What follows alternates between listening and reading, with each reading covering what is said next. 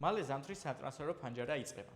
როგორც წესი, ამ დროს ფეხბურთელები ისვენებენ და წინა პლანზე საფეხბურთო ფუნქციონერები და პრეზიდენტები გამოდიან. თუმცა საბოლოო გადაწყვეტილება მაინც ფეხბურთელებზეა. მოკლედ, ჩვენ შევაგროვეთ 10 არა მარტო სკანდალური ტრანსფერი, არამედ ისტორიები, როდესაც ფეხბურთელებმა საკუთარ გულშემატკივრებს გული ატკინეს სპორტულ, ფინანსურ თუ ემოციურ ასპექტებში. ალბათ პირველ რიგში დიმიტრი პაიეს ისტორია გახსენდებათ, რომელიც იმუქრებოდა, რომ საკუთარ თავს ჯვარედინი მყესების ტრავმას მიაყენებდნენ, თუ მას ვესთევინად არ გაუშვებდნენ. მოკლედ, დარწმუნებული ვარ, ბევრი ისტორია თქვენს არ გეცოდნებათ. ეს არის ტოპ 10 ფეხბურთელი, რომელმაც საკუთარი კლუბი გადააგდო ან აყირავა, როგორც გაგიხარდებათ. თუმცა მანამდე ისინი ამ კლუბებს ერთგულებას და სიყვარულს ეფიცებოდნენ.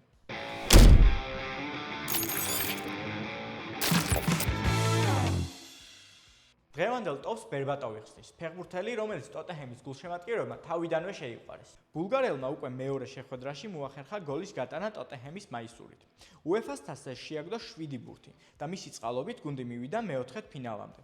სულ სადებიუტო სეზონში ბერბატოვს 38 შედეგიანი ქულა ჰქონდა ყველა ტურნირზე. ლევი ექსტასში იყო.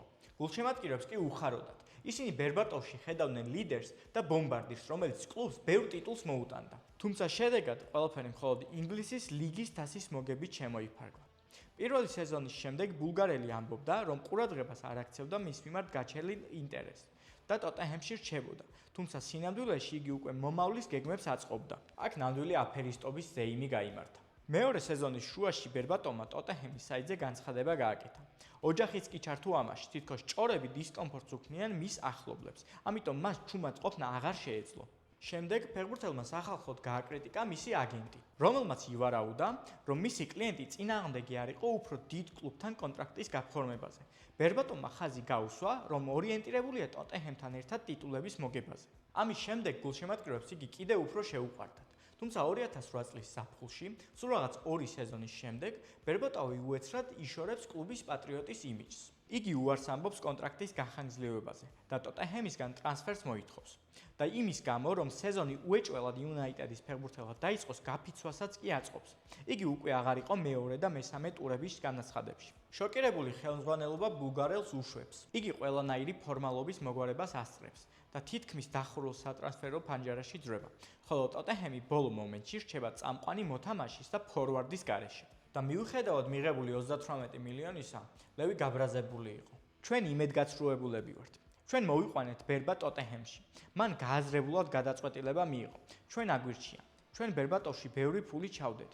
ბევრმა არ იცოდა ბერბას შესახებ, როდესაც ჩვენ იგი ვიყიდეთ, მაგრამ მან არ გამოიშინა კლუბის მიმართ შესაბამისი პატივისცემა. რა თქმა უნდა, ტოტენჰემის გულშემატკივრებმა ბულგარელს არ აპატიეს. მით უმეტეს ფეხბურთელს არანაირად არ გამოუვიდა გამოსამშვიდობებელი წერილის დაწერა. მან დაწერა: ყოველთვის კარგია დატოვო კლუბი, როდესაც ყველაფრის მიღწევა შეძელე შენს გუნდთან ერთად, ხოლო შემდეგ უკვე იმაზე საუბრობდა, თუ როგორ შეძლებდა მანჩესტერთან ერთად მეტი ტიტულის მოგებას. არა და სულ რაღაც 9 წლის წინ საერთოდ სხვა სიმღერას ხვეროდა.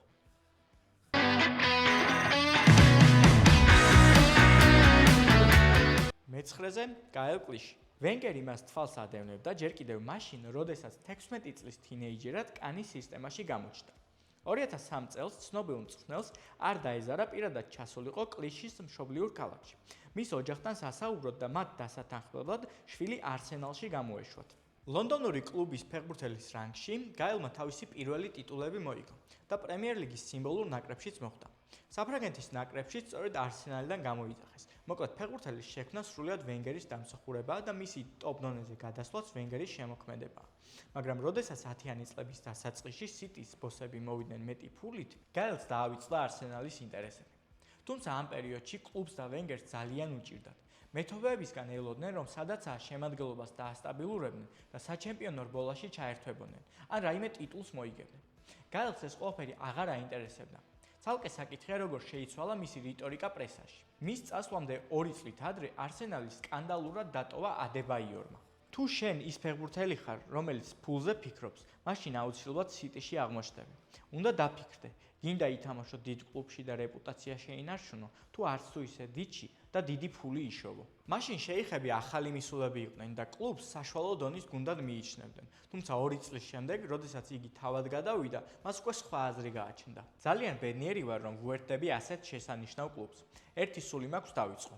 ფიქრობ, რომ ამ გუნდთან ერთად ყველაფრის მიღწევაა შესაძლებელი. ვენგერს ძალიან სურდა კლიშის დატოვება, რაც არაერთხელ განაცხადა. ახალი გაუმჯობესებული კონტრაქტი შეთავაზა წინასწარ. მწვრთნელს გაურბოდა არა მარტო ერთ-ერთი მისი საყვარელი ფეხბურთელი, არამედ შემადგენლობაში ციცარიელე რჩებოდა.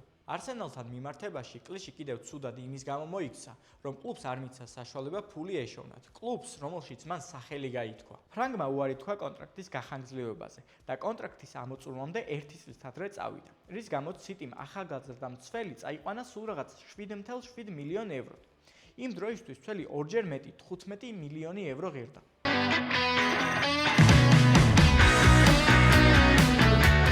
ჩვენ მერვე ადგილზე გადავინაცვლოთ, სადაც გვალდებიან დემბელე და ობამეიანგი. ისინი ორივე ბორუსიას ლიდერები იყვნენ და თითქმის ერთდროულად გადააგდეს კლუბი. 16-17 წლების სეზონში დემბელემ ბუნდესლიგაში 6+13 აიღო, ხოლო პიერ-ემერიკ ობამეიანგმა 31 ბურთი გაიტანა და ბუნდესლიგაში საუკეთესო ბომბარდირი გახდა. აიღეს გერმანიის თასი. ბორუსიას პირველი თასი 5 წლის განმავლობაში. ბევრი დარწმუნებული იყო, რომ ასეთი დუეტი ბორუსიას ჩემპიონობისკენ წაიყვანდა და ლიგაზეც იტყოდა თავის სიტყვას, მაგრამ ამ ორს სხვა გეგმები ჰქონდათ. დემბელე ძალიან მოუნდა ბარსელონას და ფეხბურთელმა დადებითად უპასუხა, რის შემდეგაც მან აშკარად დაიწყო იმ კლუბის იგნორირება, რომელსაც იგი ეკუთვნოდა და რომელიც მასზე ძალიან დიდ იმედებს ამყარებდა. 20 წლის ბიჭმა შეცვალა სიმბარათი, რათა მასთან ვერ დაერეკათ და აღარ ჩნდებოდა ბაზაზე. პარალელურად მიმდინარეობდა მისი მოლაპარაკებები ბარსელონასთან. ბორუსია დიდხანს ეწინააღმდეგებოდა ტრანსფერს, თუმცა საბოლოოდ მათ შეძლეს ფრანგის რეკორდულ თანხად გაყიდვა. აგვისტოში, როცა დემბელეს ამბები მიმდინარეობდა, ემერიკი პატრიოტის როლს თამაშობდა. მე ბორუსიაში ვრჩები. დორტმუნდში თავს როგორც სახლში ისე ვგრძნობ. მას შემდეგ, რაც სატრანსფერო ფანჯარა დაიხურა, მან კიდევ ერთი განცხადება გააკეთა. მე გულახდილი ბიჭი ვარ. ზაფხულში იყო პერიოდი, როცა კლუბის შეცვლა შემეძლო, მაგრამ ტრანსფერი არ მოხდა. მე კომფორტულად ვარ დორტმუნდში. ეს ჩემი ოჯახია. თუმცა, როდესაც კლუბის საქმეები ცუდად წავიდა, ობამეიანგმა მოიწყინა და ტრანსფერიც მოუნდა. არა, მან არ მიბაძა დემბელეს, რადგან მისი ტაქტიკა ზედმეტად გამომწვევი იყო. მან უბრალოდ დაიწყო ეტაპობრივი მოქმედება. ერთგვარი მსუბუქი საბოტაჟი. შტუტგარტში გასვლამდე გაბონელი უბრალოდ ვარჯიშზე არ მივიდა, სადაც ტაქტიკური დავალებები გაიცემოდა. ეს მან საცობით ახსნა. რა თქმა უნდა, თამაშზე არ წაიყვანეს. შედეგიანი მოქმედებების შემდეგ გაბონელი კიდევ ერთხელ იყიდებს ვარჯიშს და ამბობს, რომ უბრალოდ დაავიწყდა. იგი ისევ არ წაიყვანეს თამაშზე. შეტევაში მაშინ ახალგაზრდა ისაკის დაყენება მოუწიათ. დორტმუნდმა ვერ გაიტანა და სახლში ქულები დაკარგა. პიერს არა მარტო ვარჯიშებზე მისვლა ავიწყდებოდა, არამედ ზოგჯერ გაუფრთხილებლად მილანში მიფრინავდა საშოპინგოდ ან ბარსელონაში კლუბებში. ამ ყველაფერს კი იგი თამაშების წინ აკეთებდა. ჩვენი მოთმინება არ არის უსაზღვრო. არ ვიცი რა აქვს მას თავში. ასე გაგრძელება არ შეიძლება. აცხადებდა ჩორკი იანვარში. დღევანდელი გადმოსახედიდან გასაგებია, რომ გაბონელი ხელმძღვანელობას ამზადებდა მისი ტრანსფერისთვის. მაგრამ როდესაც 20 იანვარს ბილდმა დაწერა, რომ გაბონელი გერტასთან თამაშის წინ თამაშობდა ფეხბურთს მეგობრებთან ერთად დემბელეს მაისურით, მინიშნება ყველასთვის აშკარა იყო. მან ტრანსფერი მოითხოვა და 31 იანვარს გაიყიდა არსენალში.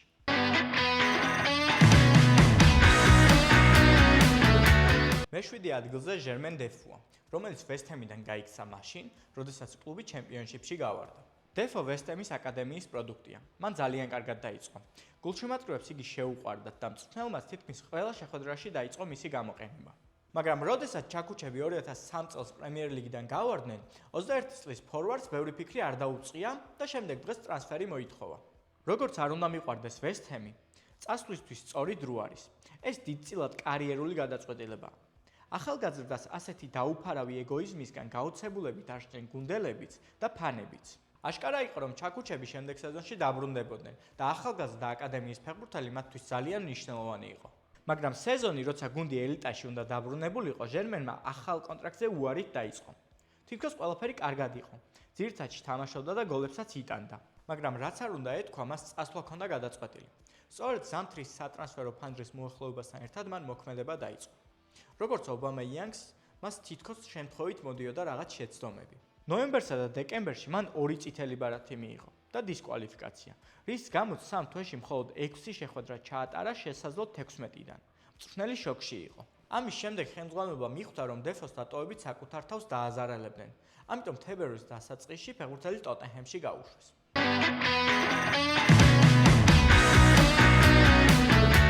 მე-6 ადგილი და ინიგო მარტინესი. თინეიჯერობიდან 26 წლამდე ეს ექს-ატლეტიკოს და ბარსელონას ფეხბურთელი რეალ სოციედადში თამაშობდა. თუმცა მან გაბედა და არა მარტო იგივე ქალაქის სხვა კლუბის მაისური მოიგო, არამედ მტერი გუნდის. ეს ყველაფერი კი მაშინ, როდესაც მის კლუბს უჭირდა. ცენტრალურმა მცველმა 20 წლის ასაკში შეძლო სოსიედადის მაისურით დებიუტი, ხოლო მისი პირველი პროფესიონალური გოლი სწორედ ბასკურ დერბიში გაიტანა. თან რა გოლი? საკუთარი ნახევრიდან მეკარეს თავზე გადაუგდო. მან ეს საკმაოდ მოულოდნელი გადაწყვეტილება მაშინ მიიღო, როდესაც მისი გუნდი დაცვაში ბურთს აგორავებდა. გულშემატკივრებს მაშინვე შეუყვარდა თინიკო, ხოლო იმავე სეზონის ნოემბერში ცაციან მცველმა თავისი ილეთი გაიმეორა. შედეგები საკმაოდ კარგი იყო. მარტინესთან ერთად სოსიედადმა შეძლო ჩემპიონთა ლიგაზე დაბრუნება. 2016 წლის აპრილში ფეხბურთელმა 5 წლიან კონტრაქტს მოაწერა ხელი და გულშემატკივრების გაბედნიერება განაგრძო.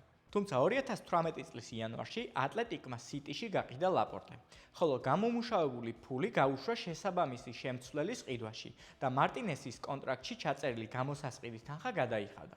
რა თქმა უნდა, ფეხბურთელის თანხმობის გარეშე არაფერი არ მოხდებოდა, მაგრამ მარტინესი მოისყიდა კარგმა ფინანსურმა შემოთავაზებამ. იწერებოდა, რომ მცველი მიიღებდა სუფთა 3,9 მილიონ ევროს და ზამთარში, შუა სეზონის დროს იგი თავის კლუბს ტოვებს. მაშინ, როდესაც სოსიედადი გასავარდ ზონასთან ახლოს იმყოფებოდა. თან გაითვალისწინეთ, რომ ამ დროს არც ატლეტიკი ბრწყინავდა და სატურნირო ცხრილის შუა ნაწილში იყო. ინიგომ მტერი გუნდის მაისური ჩაიცვა და ამ გუნდს არანაირი სატიტულო პერსპექტივები არ გააჩნდა. ანუ ინიგომ ეს ყველაფერი მხოლოდ ფულის გამო გააკეთა. და მოდით გავიხსენოთ მისი სიტყვები 2014 წლიდან. მე არასდროს არ გადავალ ატლეტიკში. მოკლედ, სუფთა ღალატი.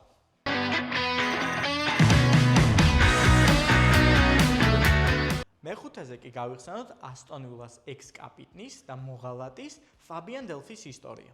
იგი ვილაში 20 წლის ასაკში გადავიდა და კლუბთან ერთად ინგლისის ლიგის თასის ფინალამდე მივიდა 2010 წელს და ინგლისის თასის ფინალამდე 2015 წელს. 14-15 წლების სეზონის მეორე ნახევარში კლუბის კაპიტანი გახდა და გუნდი გააერთიანა პრემიერ ლიგაში დასარჩენად ბრძოლისთვის.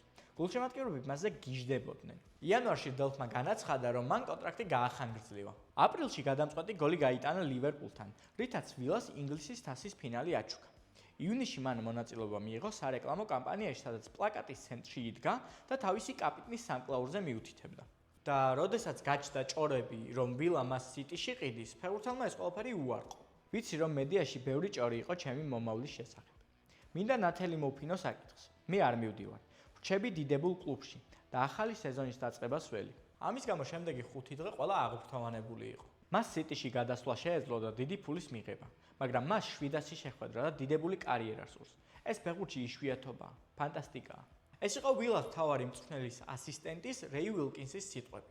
ამ ყველაფრის შემდეგ გულშემატკივრებისთვის უფრო მტკივნეული გახდა გაღიმებული დელფის დანახვა სიტის ლურჯ ფორმაში რამოდენიმე დღის შემდეგ. გულშემატკივრები თვალებს ვერ უჯერებდნენ და მათთვის ხელმისაწვდომი მეთოდებით დაიწყეს შურისძიება. აი რას წერდა Birmingham Life. შენ შეასრულე ბინძური და ნდობის გამანადგურებელი ტრანსფერი სიტიში, რითაც საკუთარ თავს ვილა პარკის ნომერი პირველი მტრის სტატუსი მოუტანე. გველის ბანერები, დაცინვები და შენი მაისურების დაცვა. ამ ყველაფრის გამოტოვება შეიძლებოდა.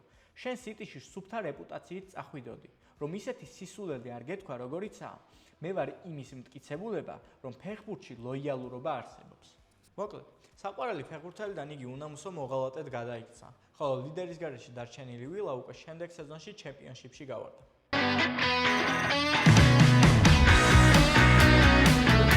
მეოთხეზე კი იულიან დრაქსლერის ისტორია გავიხსენოთ. 20 წლის ასაკში ნახევარმცველმა გაიბწყინა შალკეში და ბუნდესლიგის სიმბოლურ ნაკრებშიც მოხვდა. ამავე პერიოდში იგი ნაკრების რეგულარული წევრი გახდა. 2015 წელს ვოლსბურგმა გადაწყვიტა ახალგაზრდა ტალანტის შეძენა და მასში კლუბისთვის რეკორდული 53 მილიონი ევრო გადაიხადა. გუნდი პირველად რამოდენიმე წლის განმავლობაში გავიდა ჩემპიონთა ლიგაზე და კლუბს აძლიერებდა, ხოლო დრაქსლერს 5 წლიანი კონტრაქტი დაუდეს და მასზე დიდ ფსონს ჩამოვიდნენ. რაღაც დონეზე ფსონმა პირველივე სეზონში გაამართლა. დრაქსლერმა ლიგის პირველივე შეხვედრაში გამარჯვების გოლი გაიტანა CSKA-ს კარში. შემდეგ გენტის კარში დუბლით გუნდი მეოთხედფინალში გაიყვანა, სადაც რეალთან დამარცხდნენ. რეალი იმ სეზონის გამარჯვებული გახდა. საერთო ჯამში ეს წარმატებაა, თუმცა ჩემპიონატში გუნდსაც და დრაქსლერსაც შედარებით ცუდი შედეგები ჰქონდათ. არაფერი მოასწავლიდა იმას, რომ ახალწლოვანს პირველივე სეზონის შემდეგ მოუნდებოდა კლუბის დატოვება. დრაქსლერმა განაცხადა, რომ კლუბი მას დაპირდა, რომ გაუშვებდა, როდესაც მას ეს მოუნდებოდა. რაზეც ხელმძღვანელობამ უპასუხა, რომ დრაქსლერს გამოსასყიდი პუნქტი 2018 წლის ზაფხულში გაუაქტიურდებოდა და მოუწოდა ფეხბურთელს დაბრუნებოდა მუშაობას, თანაც 100,000 ევროთი დააჯარიმა. თუმცა ამის მიუხედავად დრაქსლერი პარალელურად აგრძელებდა სხვა კლუბებთან მოლაპარაკებებს, თანაც სეზონიც დაიწყო. ამ ყველაფერს კი დაემატა ბილდზე მიცემული ინტერვიუ, სადაც კლუბი დაადანაშაულა იმაში, რომ მას მისი სურვილის საწინააღმდეგო დაკავებდნენ. გერმანელი დასაჯეს და ერთი შეხვედრა განაცხადში არ შეიყვანეს. ამ დროს ვოლსბურგი ცხრილის ქვედანაწილში იყო და იულიანი თავის საქციელით გასახდელში სიტუაციას აფუჭებდა. შედეგად მგლების ხელმძღვანელობა მიხვდა, რომ კლუბი დრაქსლერის გარეშე უკეთესად იქნებოდა, ამიტომ ზამთარშივე ფეხბურთელი PSG-ში გაუშვეს. ფულის დაკარგვასაც კი არ ჰქონდა მნიშვნელობა. იმაზე 7 მილიონი ევროთი იაფად გაყიდეს, ვიდრე იყიდეს. იდეაში იულიანმა გუნდს ყველაზე რთულ მომენტში უღალატა. ასეთი კადრის დატოვება ნიშნავდა მათი სულისკვეთების დაქვეითებას, ვისაც კლუბისთვის ბრძოლა სურდა. თვლი, რომ ისინი ვისი გადაბირებაც დიდი ფულით არის შესაძლებელი, კარგავენ თავის ხასიათს. საკმაოდ ზუსტი კომენტარი გაუკეთა თანამემამულის ტრანსფერს იურგენ კლოპმა.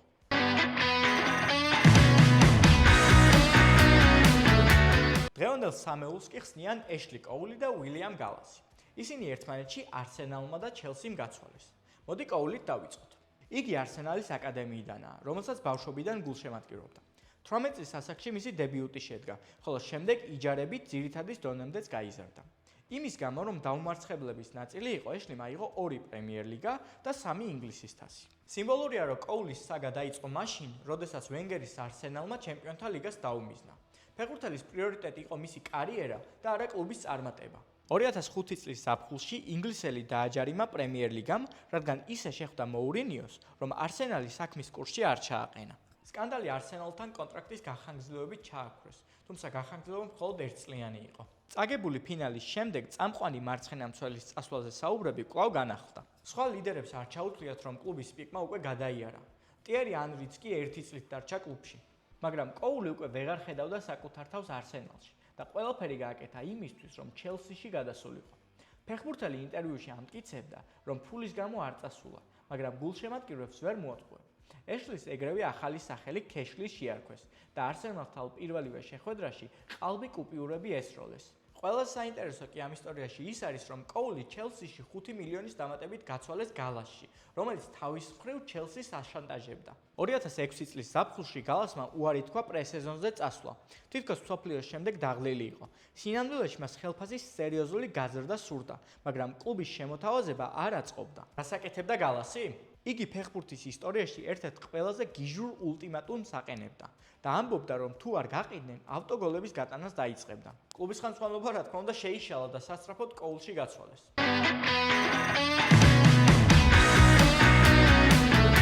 მეორე ადგილზე გაგიკვირდებათ და მაც ჰუმელსია. აქ ცოტა უცნაური ისტორიაა. მცველი ბაიერნის აკადემიის პროდუქტია, სადაც მამამისი მუშაობდა. ჰუმელსი კლუბში 6 წლის ასაკში მივიდა და მისი დებიუტი ბაიერნის მაისურით შედგა. თუმცა შემდეგ იგი საჭირო აღარ იყო და დორტმუნდში გადავიდა, ჯერ იჯარით, ხოლო შემდეგ სრულფასოვნად. ვერ გეტყვით ეს წყენის გამო იყო თუ რა მოხდა, მაგრამ ჰუმელსი ძალიან შთააგონა ბავარიულ ჰეგემონიასთან ბრძოლის იდეამ. დორტმუნდის ერთ-ერთი ლიდერის როლში იგი ბუნდესლიგის 2 გზის ჩემპიონი გახდა და გერმანიის თასი აწია. ფინალში სწორედ ბაიერნს გაუტანა. ამ ყველაფერთან ერთად მუდმივად მაღალ დონეზე ეჭირა ანტიბავარიული რიტორიკა და საშინლად აკრიტიკებდა გიოცეს და ლევანდოვსკის ტრანსფერებისთვის. 2013 წლის ფინალის წინ თქვა, კარგი იქნებოდა ფინალის მოგება, რომ გვეჩვენებინა ჩვენი ფეხბურთელებისთვის, რომლებსაც ბაიერნი ეძახით, თუ რა დააკლდებათ. ბევრი ხმამაღალი განცხადება ისმოდა. მირჩევნია ბორუსიაში მოვიგო 1 ტიტული, ვიდრე ბაიერნთან 5 ან 6. არასდროს გადავალ ბაიერნში. ჩვენ მათ სირთულეებს ვუქმნით. ამიტომ ისინი ჩვენ გვასუსტებენ. ასეთი პატრიოტიზმის გამო 2014 წელს იგი გუნდის კაპიტანად დანიშნეს, ხოლო როდესაც 2015 წელს გაჩნდა ჭორები, რომ ბაიერნს მისი აღზრდილის დაბრუნება სურდა, უარყოფა ჰუმელსის მამამ დაიწყო. ინტერვიუში მან თქვა, რომ მის შვილს არ სურდა გუნდის მიტოვება რთულ მომენტში. იმ სეზონში ყვითლებს სერიოზული პრობლემები ჰქონდათ, გასავარდ ზონაშიც კი იყვნენ. ბორუსიას ხელმძღვანელობა აცხადებდა, რომ ყველაფერს გააკეთებდა ჰუმელსის კონტრაქტის გასახანგრძლივებლად. მაგრამ უეცრად კაპიტანს დაავიწყდა თავისი პატრიოტული სიტყვები და ბაიერნში გადასვლა გადაწყვიტა. თან ამის შესახებ იმ რთული სეზონის პერიოდში განაცხადა.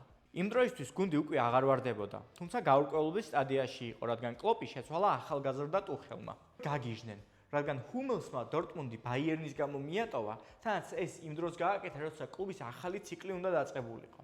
როდესაც დასრულებამდე 2 ტურით ადრე დორტმუნდი იმ დროისთვის ძლიერ ვოლფსბურგს სენსაციურად ანადგურებდა, ფანებს ამ დროს ჰუმელსი უფრო აინტერესებდა, ვიდრე ეს გამარჯვება. ტუხელს კაპიტნის მიმართ წვენაზე კომენტარის გაკეთებაც კი მოუწია. დორტმუნდიდან ბაიერნში არაერთი ფეხბურთელი გადასულა, თუმცა მათ შორის ყველაზე ცუდი ჰუმელსია, რადგან მას ბევრი ხმამაღალი სიტყვა ჰქონდა ნათქვამი.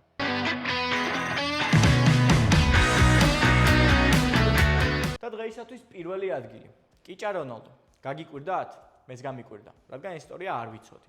მოკლედ, პირველ ადგილზე რონალდო გადის ორი საკმაოდ სამარცხვინო ისტორიით. პირველ შემთხვევაში კარიერის პიკზე მან ბარსელონა გადააგდო, ხოლო შემდეგ უკვე კარიერის დასასრულს ფლამენგო გადააგდო, რომლის გულშემატკივრადაც იგი საკუთარ თავს მოიაზრებს. 1997 წელი.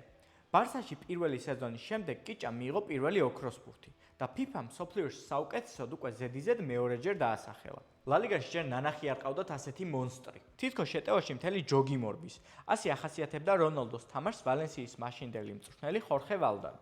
მისი ფენომენალური სიჩქარე ერწყმოდა მის დიდებულ ტექნიკას, ფიზიკას და ცხოველურ აგრესიას. კიდევ ერთი კარგი ციტატა რონალდოს პირველ სეზონზე ესპანეთში. Fortune United-ში გადასვლამდე ატლეტიკოში თამაშობდა, ამიტომ იცის, რაზეც საუბრობს. მე მიყვარს მესი. ბევრჯერ მითამაშია კრისტიანოსთან ერთად. ფლი ნეიმარს გამორჩეულად და რონალდინიოს გამონაკლისად. მაგრამ თუ ყველას გავაერთიანებთ, მივიღებთ იმ სეზონის რონალდოს დონეს.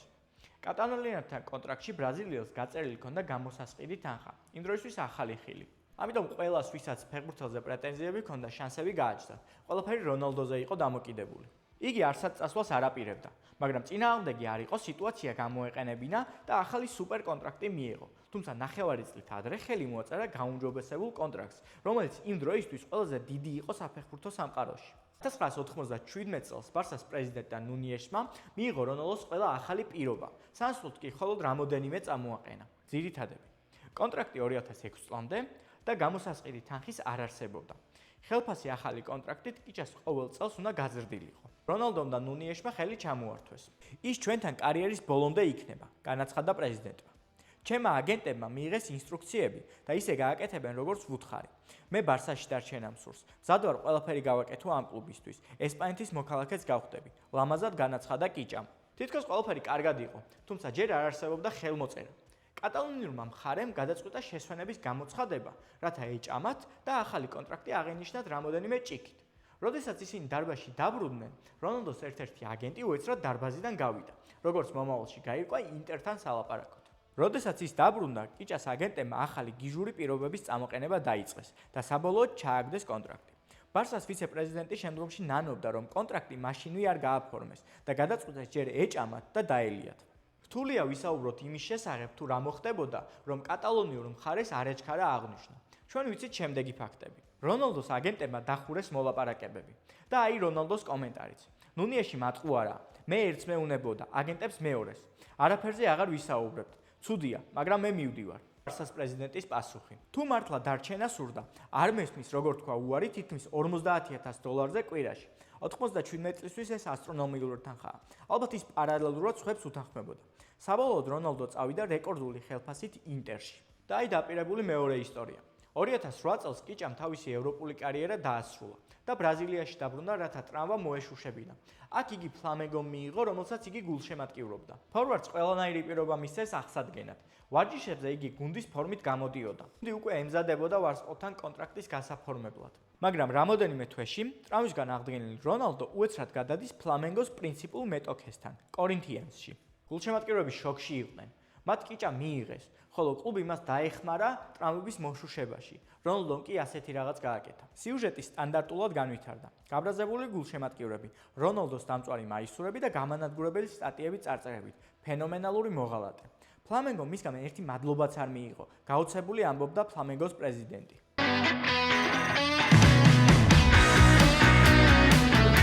დღეისათვის სულ ეს იყო. მგონი კარგი ვიდეო გამოვიდა.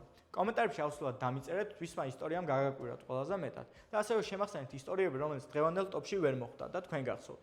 აუცილებლად არხიც გამოიწერეთ და ვიდეოც დაალაიქეთ, ეს ჩვენ ძალიან გვეხმარება.